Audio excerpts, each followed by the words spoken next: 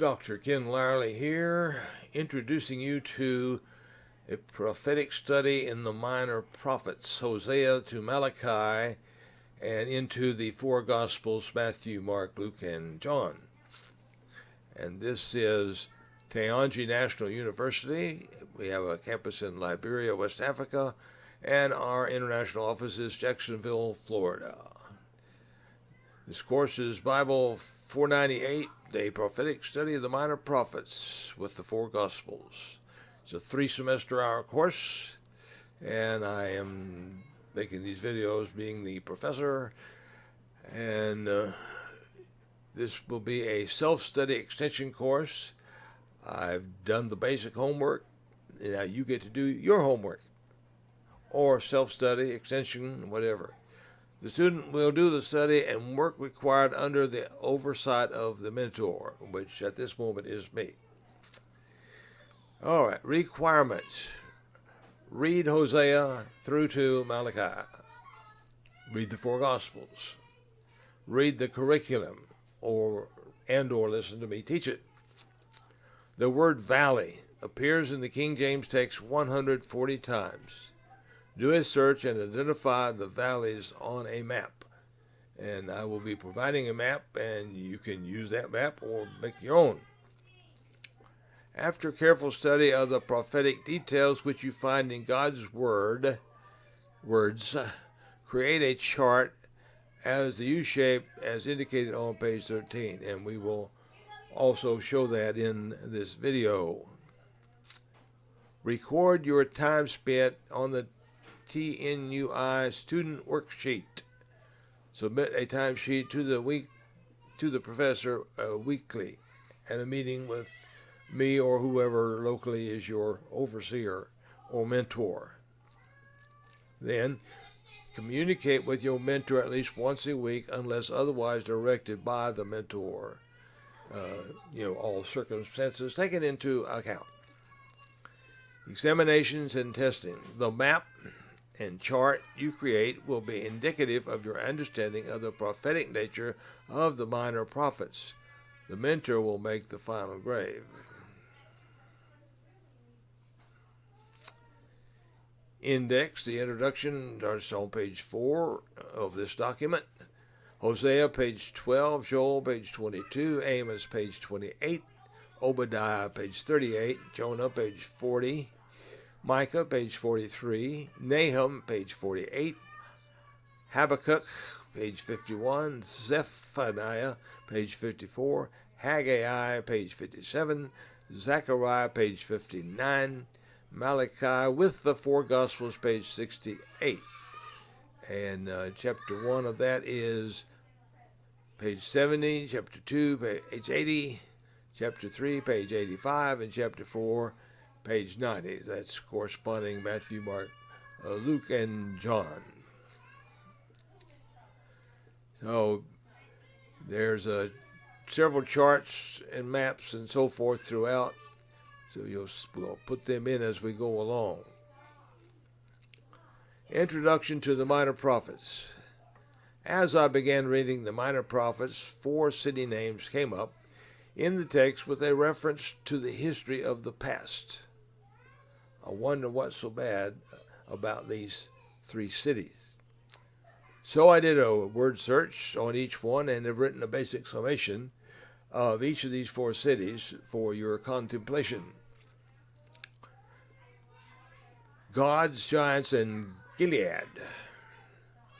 Looking at all the listings of the place called Gilead from the Pentateuch, I would make the conclusion that Gilead was named after, in your King James Bible, Numbers 26, verse 29, of the sons of Manasseh of the Machir, the family of the Machirites, and Machir begat Gilead. Of Gilead came the family of the Gileadites. So there's an indicative statement that Gilead was named after Gilead. They disposed the giants and took their inheritance on the east of Jordan, at least for a while. Israel made progress through the life of Joshua and the successive generation. in the third generation that begin to fall off the wagon. Is your family and your disciples and your church congregation doing after the third generation? Judges 1:21. And the children of Benjamin did not drive out the Jebusites that inhabited Jerusalem, but the Jebusites dwell with the children of Benjamin in Jerusalem unto this day. Hosea points to Gilead and something that took place beginning there. What happened in Gilead? Judges 5:8. They chose new gods. Then was war in the gates. Was there a shield or a spear seen among 40,000 in Israel? Verse 20. They fought from heaven. The stars in their courses fought against Assyria. Verse 31. They had the land rest 40 years. So when God got involved and the stars fell from heaven, and stars is indicative of two things. One, bodily physical stars that we look at night, or two, the indicative of angels. Judges 10:6, and the children of Israel did evil again in the sight of the Lord, and served Balaam and Ashtaroth, and the gods of Syria, and the gods of Zidon, and the gods of Moab, and the gods of the children of Ammon, and the gods of the Philistines, and forsook the Lord, and served not him. This time Gideon is called to be the deliverer. Has God called you to deliver others so that they don't end in Gilead? Judges 8:28, and the country was in quietness 40 years in the days of Gilead. And I'm going to pause here for a moment. All right, continuing. Judges 10:6, and the children of Israel did evil again in the sight of the Lord, and served Balaam and Ashtaroth, and the gods of Syria, and the gods of Zidon, the gods of Moab, and the gods of the children of Ammon, and the gods of the Philistines, and forsook the Lord, and served him not. And the anger of the Lord was hot against Israel, and he sold him into the hands of the Philistines, and into the hands of the children of Ammon. Verse 8, and that year they vexed and oppressed the children of Israel. 18 years, all the children of Israel that were on the other side of Jordan in the land of the Amorites, which is in Gilead. Judges 11:29. Then the Spirit of the Lord came upon Jephthah, and he passed over Gilead and Manasseh, and passed over Mizpah of Gilead. And from Mizpah of Gilead he passed over unto the children of Ammon. He leads to victory and remains the leader for 6 years until his death. Judges 12:7. So, up and down, roller coaster ride. It's been that way their whole life. They're up one day and down the next. They're serving God today and fall off the wagon tomorrow. Find another God. They don't like him, so they find something else that satisfies their earthly lust. What are you doing? Chapters 12 through 19.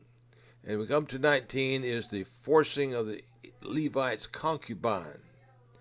And we force this to all Israel. Judges 20, verse 1. Then all the children of Israel went out, and the congregation was gathered together as one man, from Dan even unto Beersheba, with the land of Gilead unto the land Lord in Mizpah. Judges ends in Judges 21:25. In those days there was no king in Israel. Every man did that which was right in his own sight. Pardon me.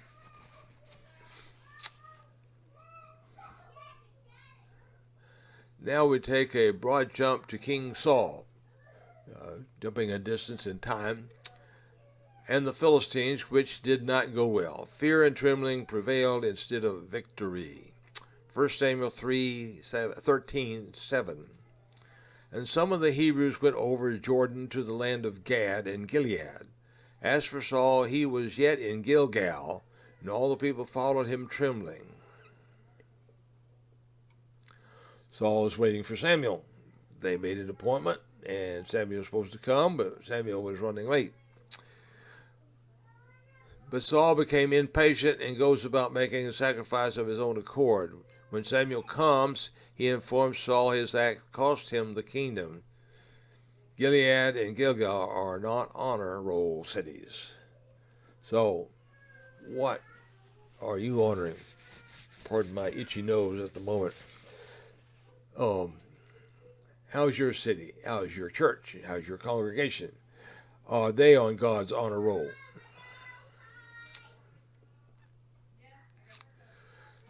2 Samuel 2:9, and Abner made him Ishbosheth king over Gilead and over the Asherites and over Jezreel and over Ephraim and over Benjamin and over all Israel.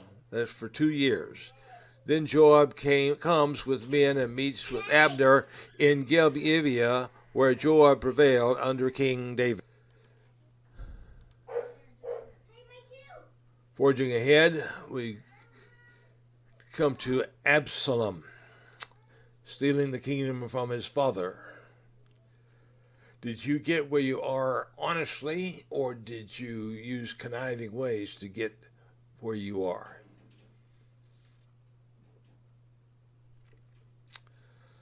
And the race is on. 2 Samuel 17:26. So Israel and Absalom pitched in the land of Gilead, and David and company were on the run. The story does not end well for Absalom. Maybe we should just write Ichabod instead of Gilead. Well, you see, Gilead now is associated with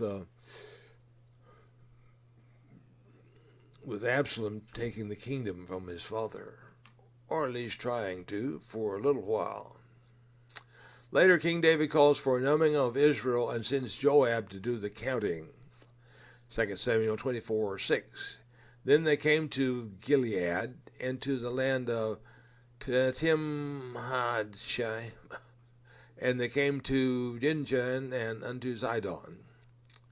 This is in the process of numbering Israel by Joab for King David. As a result of David's foolishness, 70,000 people died of a plague. What is your foolishness that have caused other people trouble? What has your foolishness caused for the disruption of the Church of Jesus Christ, where you stand? At last, a good report on Gilead. A man in the service of King Solomon now rules over Gilead. 1 Kings 4:13. The son of Gibor of Ramoth Gilead, to him pertain the towns of Jair, the son of Manasseh, which are in Gilead. To him also pertain the region of Argob, which is in Bashan, 80 great cities with walls and brazen bars. 1 Kings 4:19. Gibor, the son of Uri, was in the country of Gilead, in the country of Sihon, king of the Amorites, and of Og, king of Bashan. He was the only officer which was in the land. The reign of Solomon is as near to the millennial kingdom as could be under a man, and as soon as Solomon is dead, things fall apart. When I was in my second semester of college, the history teacher had us read a book called Things Fall Apart. It's about the empire of Britain taking over Africa with the spreading of the gospel and commonwealths.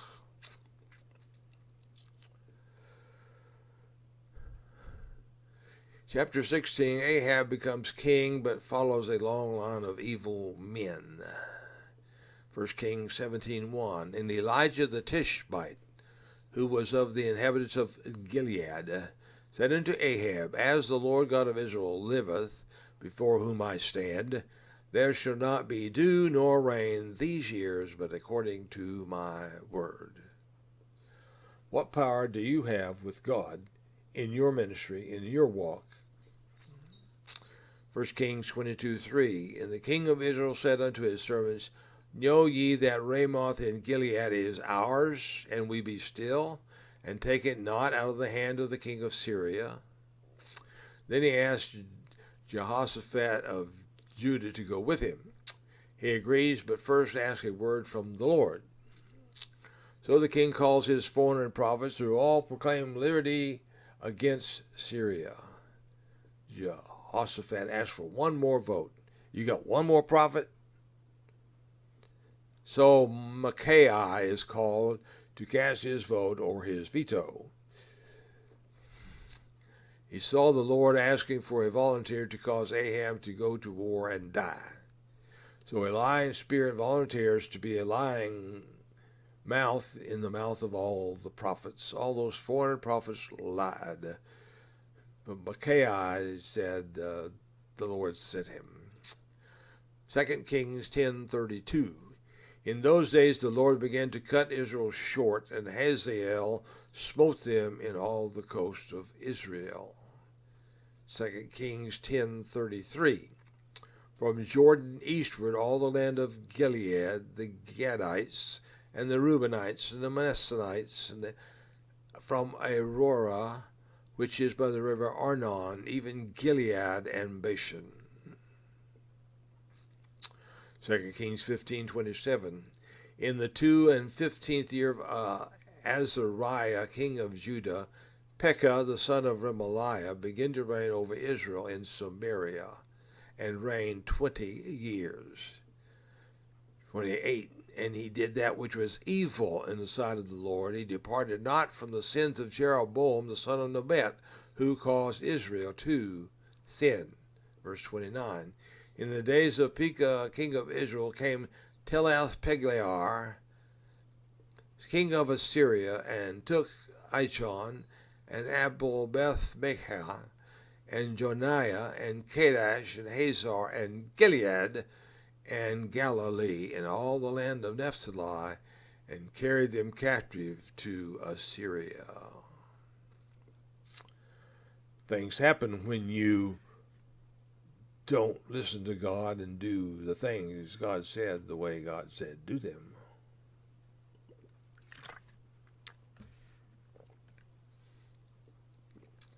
First Chronicles 2:21.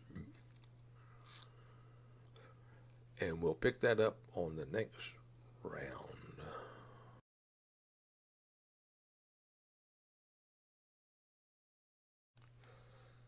Okay, we're back now with video number 2 on the prophecy of the minor prophets and on Gilead. And we're picking up at 1 Chronicles 2:21. And afterward Hezron went into the daughter of Machir, the father of Gilead, whom he married when he was 80 years old, and she bare him Segub. Verse 22, and Segub begat Jair, who had 23 cities in the land of Gilead. Verse 23, and he took Geshur and Aram with the towns of Jair from them, and with Kenath and the towns thereof, even 80 cities. All these belonged to the sons of Machir, the father of Gilead. 1 Chronicles 7:14. The sons of Manasseh, Azrael, whom she bare, but his concubine, the Aramonites, bare Machir, the father of Gilead. And verse 17, and the sons of Ulam, Bedan. These were the sons of Gilead, the son of Machir, the son of Manasseh. And these verses are the lineage verses of who was Gilead and the land that bears his name. So you need to pay some attention there to get all that. Might even want to draw a lineage line of seeing who is who. 1 Chronicles 5:9. And eastward he inhabited unto the entering in of the wilderness from the river Euphrates, because their cattle were multiplied in the land of Gilead. Verse 10. And in the days of Saul they made war with the Hagarites, who fell by their own hand, and they dwell in their tents throughout all the east land of Gilead. In 1 Corinthians 5:14, these are the children of Abihail, the son of Uri, the son of Jeroah, the son of Gilead, the son of Machir, the son of Jaheshai, the son of Jado, the son of Buz. And verse 15 or 16 rather, and they dwell in Gilead and Bashan and in their towns and in all the suburbs of Sharon with their borders. The land of Gilead quickly changes hands from the haves and the have-nots. What does God have against Gilead? What would he have against you? First Israel took it from the giants. First Chronicles 6:80. And out of the tribe of Gad, Ramoth and Gilead with her suburbs, and Mahanaim with her suburbs. This is a designation of the inheritance of the 2.5 tribes on the east of Jordan. And you read in chapter 6 of First Chronicles. And chapter 26 and verse 31, among the Hebronites was Jerijah the chief.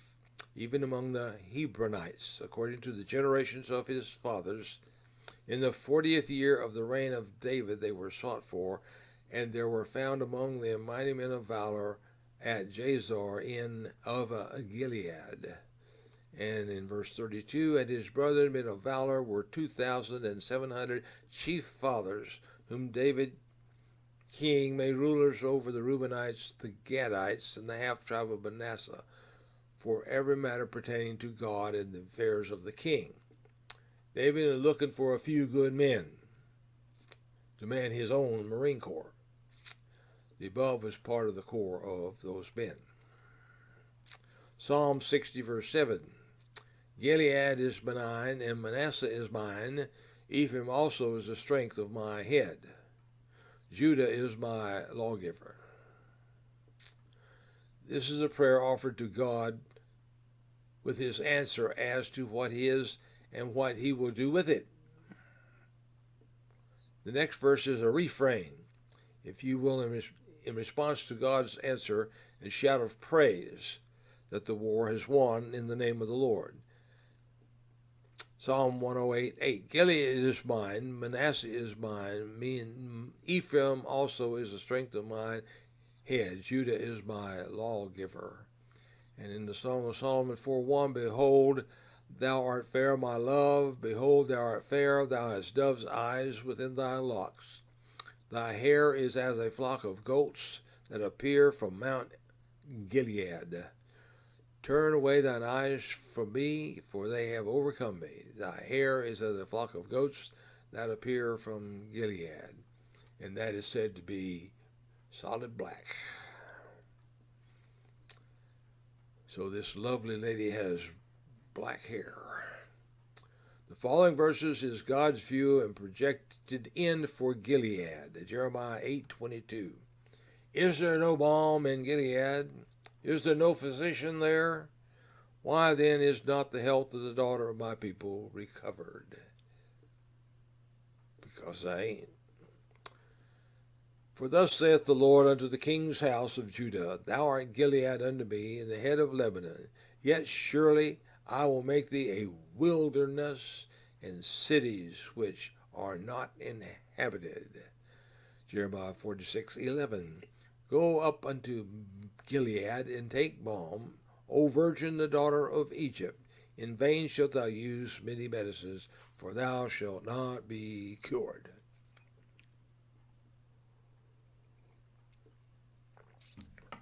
Do you have a cure? Hosea 6:8. Gilead is a city of them that work iniquity, and is polluted with blood. 12:11. Is there iniquity in Gilead? Surely they are vanity. They sacrifice bullocks in Gilgal. Yea, their altars are as heaps in the furrows of the field. Amos 1:3. Thus saith the Lord, for 3 transgressions of Damascus, and for 4 I will not turn away the punishment thereof, because they have threshed Gilead with threshing instruments of iron. Verse 13, thus saith the Lord, for 3 transgressions of the children of Ammon, and for 4 I will not turn away the punishment thereof, because they have ripped up the women with child of Gilead, that they might enlarge their border. So if you break the terms of engagement, God just might get engaged with you. These verses give a promise of a better day in the promised land, including Gilead. Jeremiah 50, verse 19. And I will bring Israel again to his habitation, and he shall feed on Carmel and Bashan, and his soul shall be satisfied upon Mount Ephraim and Gilead. Ezekiel 47:18. And the east side ye shall measure from Huron, and from Damascus, and from Gilead, and from the land of Israel by Jordan, from the border unto the east sea, and this is the east side. Obadiah 1:19. And they of the south shall possess the Mount Esau, and they of the plain the Philistines, and they shall possess the fields of Ephraim, and the fields of Samaria and Benjamin shall possess Gilead. Micah 7:14. Feed thy people with thy rod. The flock is of thine inheritance, which dwell solitarily in the wood, in the midst of Carmel. Let them feed in Bashan and Gilead, as in the days of old. Looking for the good old days. Sometimes it's a good thing to say, other times maybe not. Depends on what you're talking about. But there was a time when it was good to be in Gilead. Zechariah 10:10. I will bring them again also out of the land of Egypt, and gather them out of Assyria, and I will bring them into the land of Gilead and Lebanon, and place shall not be found for them. There is a day of homecoming for all of Israel. Will you be there to see it? And that ends our look at Gilead. And next, we will look at Gilgal.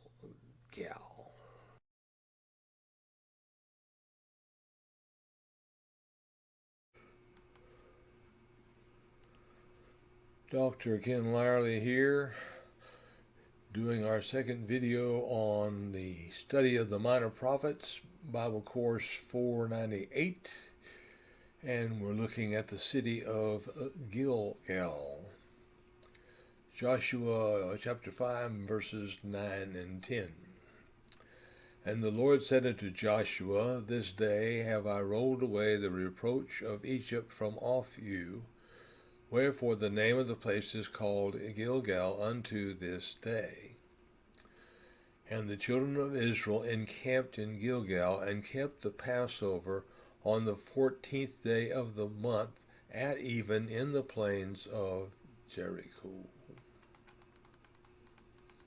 So, having crossed the Jordan, one of the first things God has Joshua do is circumcise all those boys uncircumcised.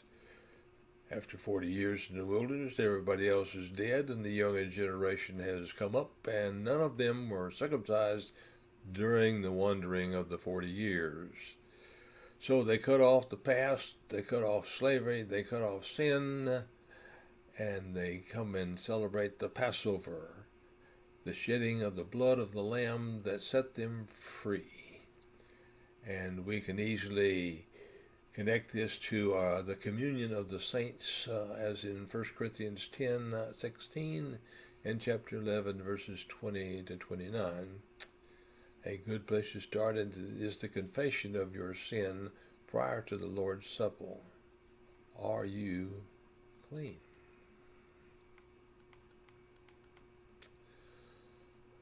Prior instructions were given by God pertaining to God's blessings and God's cursings once Israel was to cross Jordan. Deuteronomy 11:29 and 30. And it shall come to pass, when the Lord thy God hath brought thee in unto the land, whither thou goest to possess it, that thou shalt put the blessing upon Mount Gerizim, and the curse upon Mount Ebal. Are they not on the other side Jordan, by the way where the sun goeth down? in the land of the Canaanites, which dwell in the campaign over against Gilgal, beside the plains of Morah. Have you made a discernment of the Lord's blessings and cursings pronounced in his word?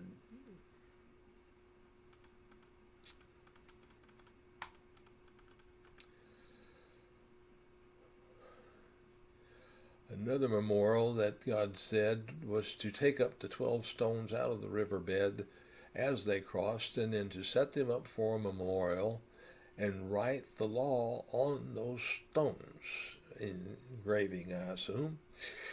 Joshua 4:19 and 20. And the people came up out of Jordan on the 10th day of the first month, and encamped in Gilgal on the east border of Jericho. And those 12 stones which they took out of Jordan did Joshua pitch in Gilgal. Today in this country we have a lot of people who are tearing down our memorials against our history as if it didn't happen. Are you setting up any good memorials for your children?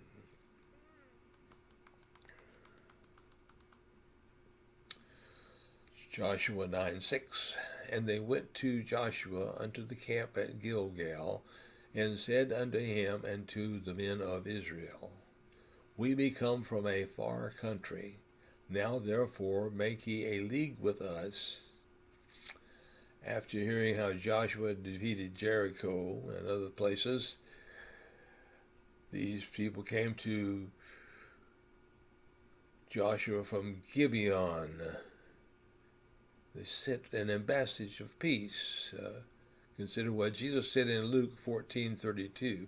Or else, while the other is yet a great way off, he sendeth an embassage and desireth conditions of peace. Like good politicians, they lied. They weren't far away. They were right down the road. So what happens? Well, they accepted their conditions of peace without consulting God. And first thing you know, here comes the war. Joshua 10:6. The men of Gibeon sent unto Joshua to the camp at Gilgal, saying, Slacken not thy hand from thy servants, come up to us quickly, and save us, and help us. For all the kings of the Amorites that dwell in the mountains are gathered together against us. They heard what they did, and so they were going to take them out. Chapter 10 of Joshua tells of Joshua coming to the rescue. Verse 7, So Joshua ascended from Gilgal, he and all the people of war with him, and all the mighty men of valor. Verse 9, Joshua therefore came up on them suddenly, and went up from Gilgal all night.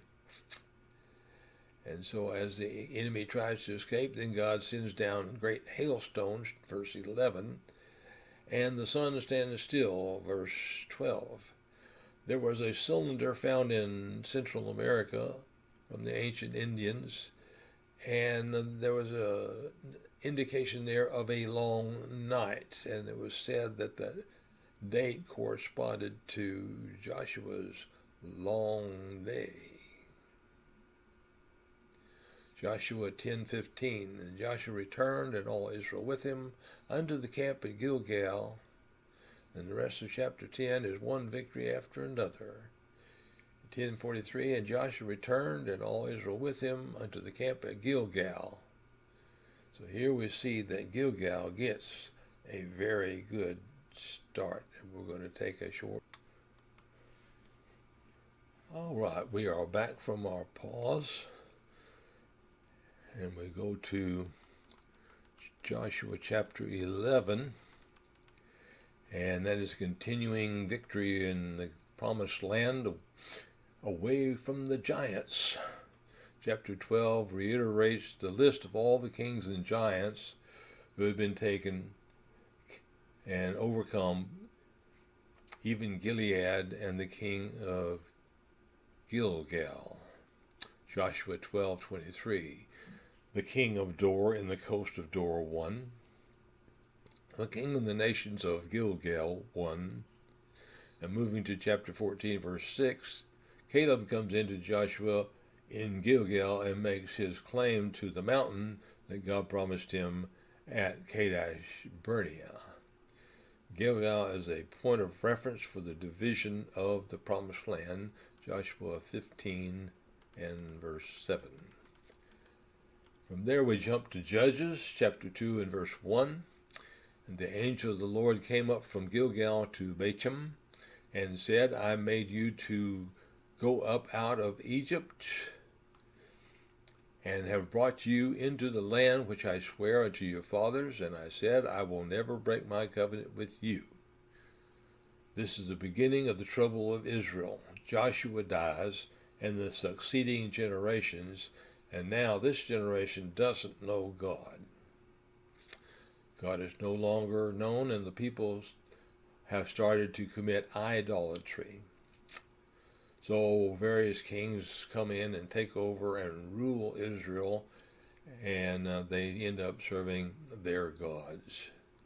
But when they repent, God, in his mercy, always sends a deliverer. Judges 3:19. But he himself turned again from the quarries that were by Gilgal, and said, I have a secret errand unto thee, O king, who said, keep silence, and all that stood by him went out from him. So he kills this king and delivers Israel. And now we go to Samuel in 1 Samuel 7:16, and he sets up a circuit where he judges around, and he went from year by year in circuit from Bethel to Gilgal and Mizpah, and judged Israel in all those places. Here King Saul is made king. 1 Samuel 10:8, and thou shalt go down before me to Gilgal, and behold, I will come down unto thee to offer burnt offerings, and to sacrifice sacrifices of peace offerings. 7 days shalt thou tarry till I come to thee, and show thee what thou shalt do. 11:14. Then said Samuel to the people, come and let us go to Gilgal and renew the kingdom there.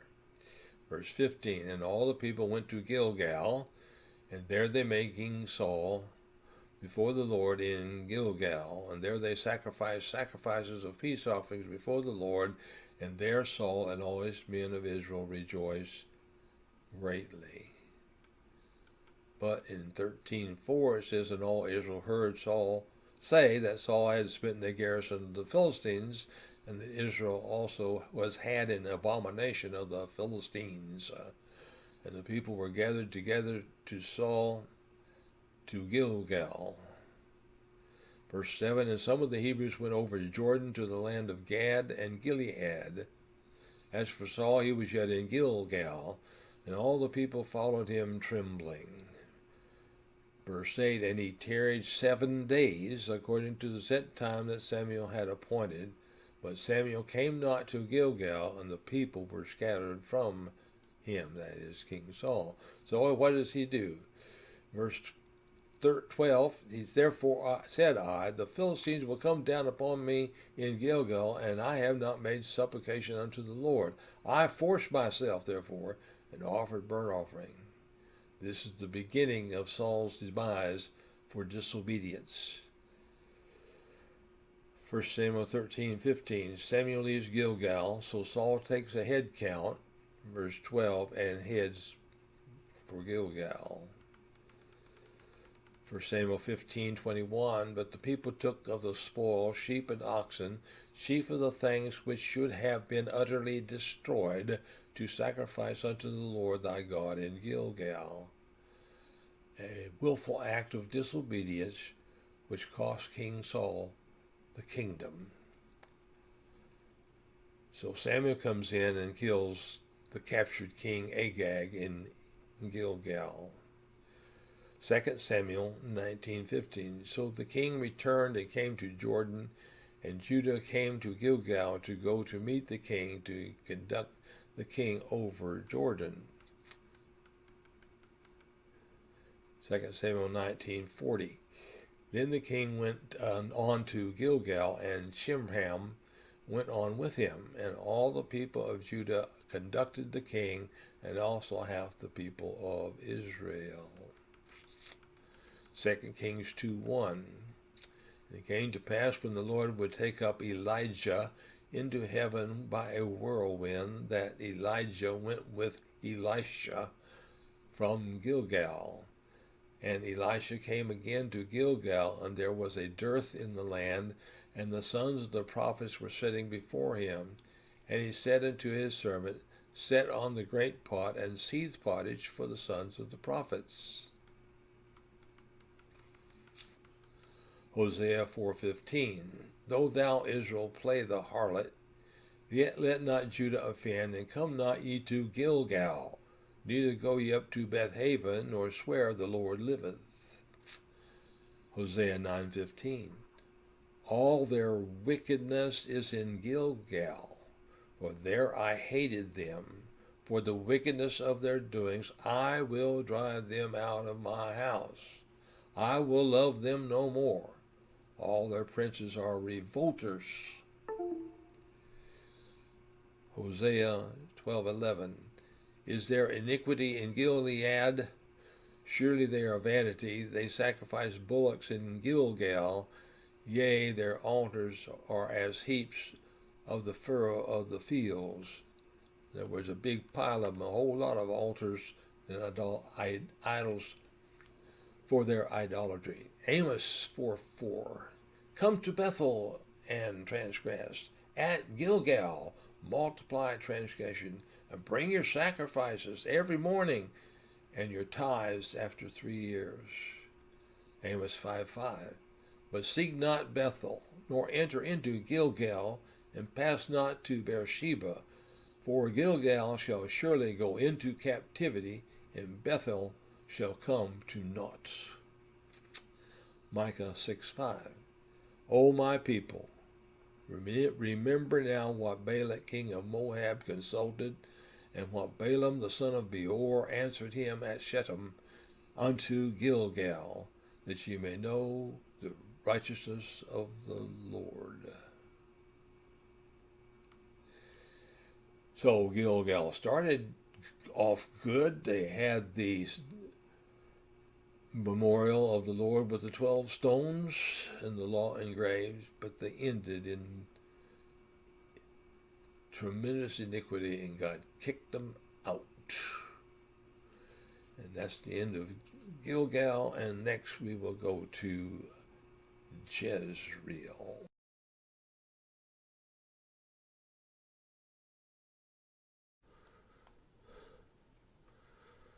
Dr. Ken Larley back again with session 3 with the study of the Minor Prophets, Bible course 498.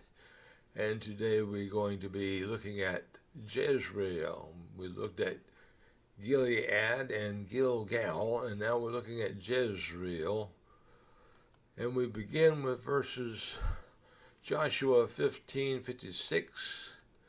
And Jezreel and Jokdeam and Zanoah. And then we go to 17 verse 16. And the children of Joseph said, The hill is not enough for us, and all the Canaanites that dwell in the land of the valley have chariots of iron, both they who are of Bethshean and her towns, and they who are of the valley of Jezreel. And Joshua 19:18, and their border was toward Jezreel, and Chesuloth, and Shunem. So digressing to the judges, Israel is backslidden and has continual battles. And we're going to pause this and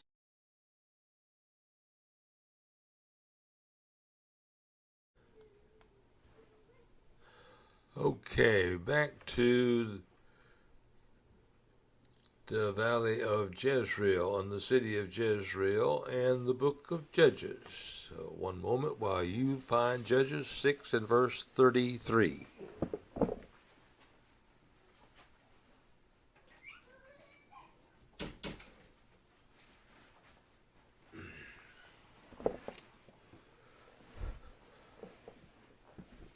forgot to close the studio door. So here we are at Judges chapter 6 and verse 33. Then all the Midianites and the Amalekites and the children of East were gathered together and went over and pitched in the valley of Jezreel.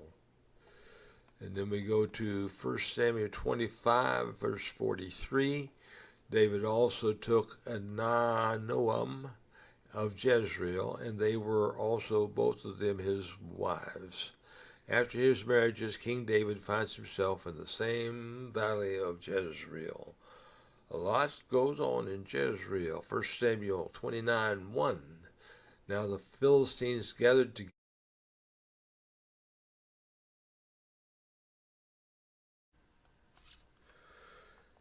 Continuing now with our study of the minor prophets, we go to the valley of Achor, from death to hope.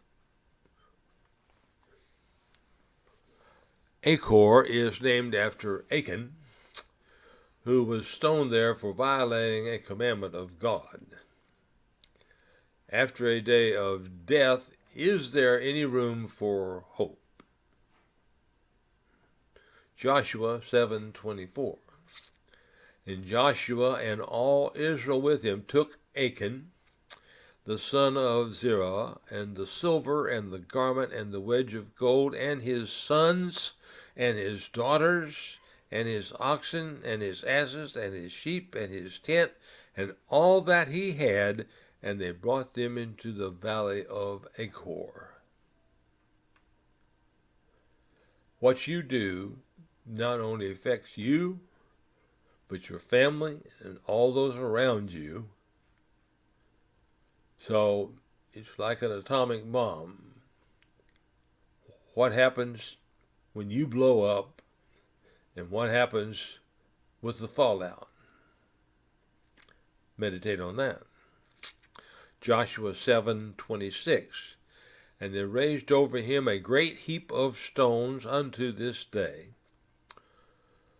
So the Lord turned from his fierce anger. Wherefore the name of that place is called the Valley of Achor. How would you like a place where you died to be named after you because of your death? Not as because you were some great person. The Valley of Achor unto this day, in the division of the Promised Land, it was used as a point of reference for property lines. Joshua 15:7, and the border went up toward Debar from the valley of Achor, and so northward, looking toward Gilgal. This is before the going up to Adumim, which is on the south side of the river. And the border passed toward the waters of En-shemesh, and the goings out thereof were at Enrogel. Jericho falls around 1400 BC, followed by Ai. The defeat of Ai exposes Achan and his subsequent stoning.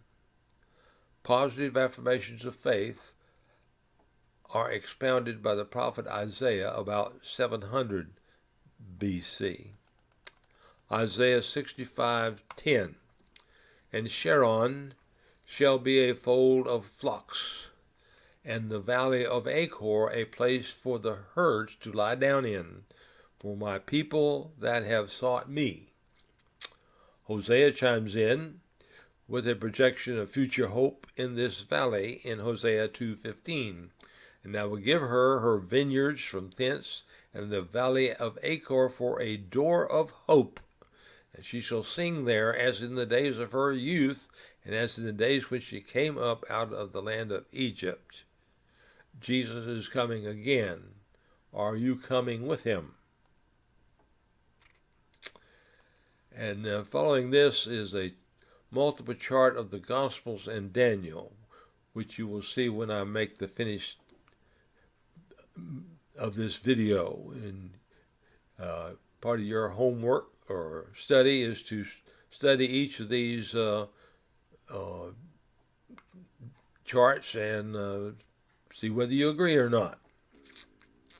And then there'd also be a map pointing out Jezreel, Megiddo, and the valley of Kidron and the valley of Jehoshaphat. And then there's a U-shape chart. And this chart is to help you in rightly dividing the word of truth throughout the minor prophets. The left side of the U is the end of Israel with the book of Malachi, when God stops talking. And then the right side of the U is when it's the restoration of Israel, or when the second coming of Jesus, when he comes to restore Israel and restore the kingdom and sets up the millennial reign. And then the bottom of the U is the time in between, which is in some places referred to as the time of the Gentiles, and the other things as we study that will go inside this U shape, and you have to discern what's on the left, what's on the right, and what's in between. As we begin our stroll through the minor prophets from Hosea to Malachi, consider the interpretation in the shape of a U. And I've already explained that, of what goes on there. Yet there are many promises in the books that God intends to gather all Israel together at some time toward the end. Don't let anybody talk you out of Israel's restoration. And don't anybody tell you that the church replaced Israel. And although Paul tells us that we are spiritually Israelites by faith of Abraham, Abraham was a long time before the 12 tribes and the multiplication of Israel in Egypt, and they're coming to the promised land. So I'm not an Israelite. I'm a Gentile who is saved by grace. This is the right side of the upstroke of the U. The boxes are on the U, represent the details. And so we then enter the prophet Hosea, chapter 1, verse 1. The word of the Lord that came unto Hosea, the son of Beeri, in the days of Uzziah, Jotham, Ahaz, and Hezekiah, kings of Judah, and in the days of Jeroboam, the son of Joash, king of Israel. The beginning of the word of the Lord by Hosea. And the Lord said to Hosea, Go, take thee unto thee a wife of whoredoms and children of whoredoms, for the land hath committed great whoredom, departing from the Lord. So he went and took Gomer, the daughter of Diblaim, which conceived and bare him a son. And the Lord said unto him, Call his name Jezreel.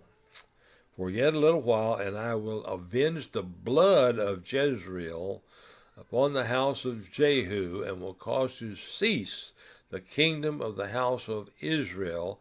And it shall come to pass in that day, the day of the Lord, that I will break the bow of Israel in the valley of Jezreel.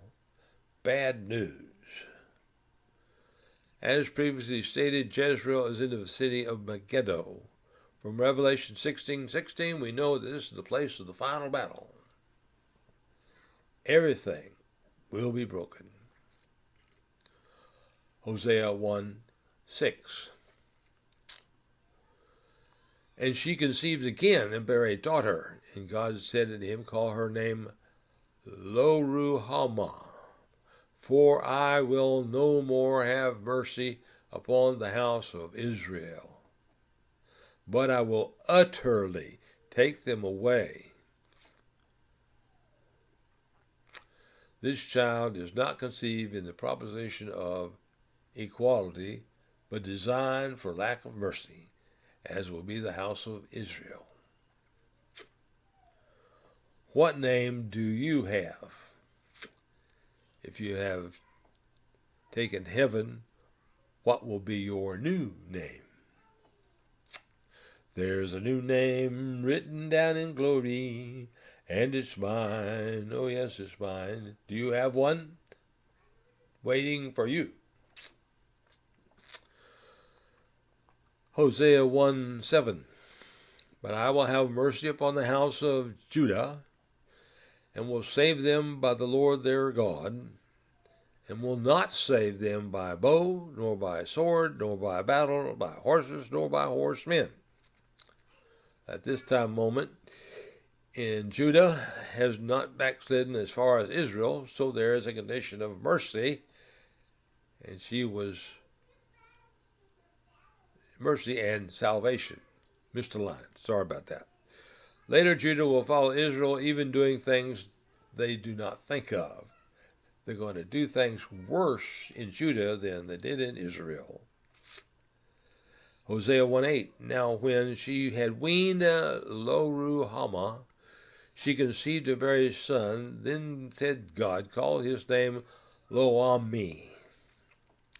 For ye are not my people, and I will not be your God. Yet the number of the children of Israel shall be as the sand of the sea, which cannot be measured nor numbered. And it shall come to pass that in the place where it was said unto them, ye are not my people, there it shall be said unto them, ye are the sons of the living God. How does that work in prophecy? Does that pertain to us, Gentile church members? Paul quotes the passage in Romans 9:25 and 26. As he saith also in Hosea, I will call them my people which were not my people, and her beloved which was not my beloved. And it shall come to pass that in the place where it is said to them, ye are not my people, there shall they be called the children of the living God. The opportunity for the Gentiles to get salvation of the Lord. Romans 11 is the blindness of Israel to let us in. One day their eyes will be opened.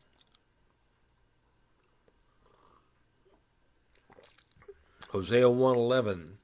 Then shall the children of Judah and the children of Israel be gathered together, and appoint themselves one head, and they shall come up out of the land, for great shall be the day of Jezreel.